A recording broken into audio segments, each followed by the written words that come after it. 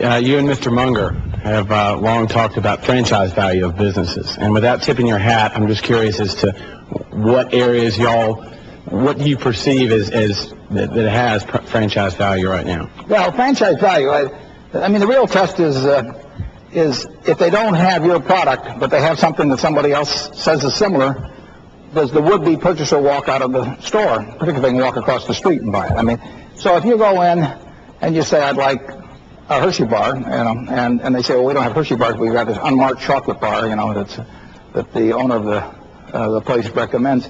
Now, if you'll walk across the street to buy a Hershey bar, or if you pay a nickel more for the bar than the unmarked bar, or something like that, that's franchise value.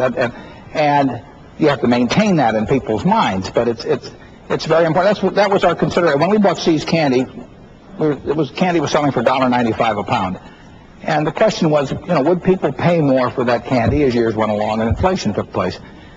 And the truth is that people, if they perceive that it's the best candy, or a significant percentage of them do in the area, or the dominant percentage do, you're going to do very well with a business like that. The franchise is in their mind. I mean, it's the experience they had. I mean, it's the first time they handed it to a girl and she kissed him afterwards or whatever, or slapped him. I mean, that's what we like them to do with the competitors' candy. But, and you know this, they're not going to go home on Valentine's Day and say, here, honey, here's 2 pounds of chocolates. I took the low bid. I mean, it just doesn't work. So if you've got the right kind of product that way, if you're Wrigley's chewing gum or whatever it may be,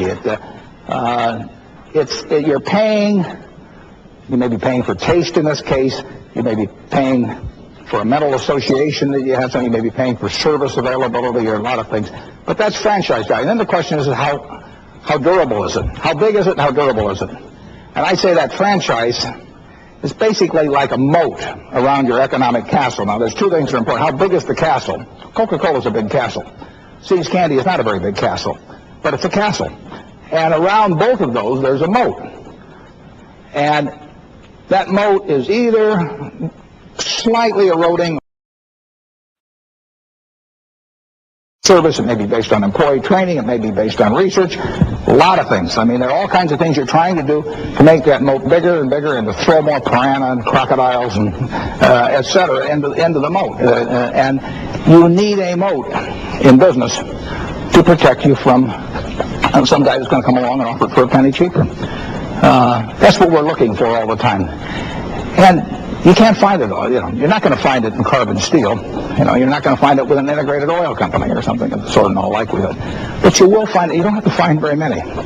Very few. If you have 10 good ideas in the rest of your life, you can afford to give away 5 of them because you'll get very rich with a very few good ideas.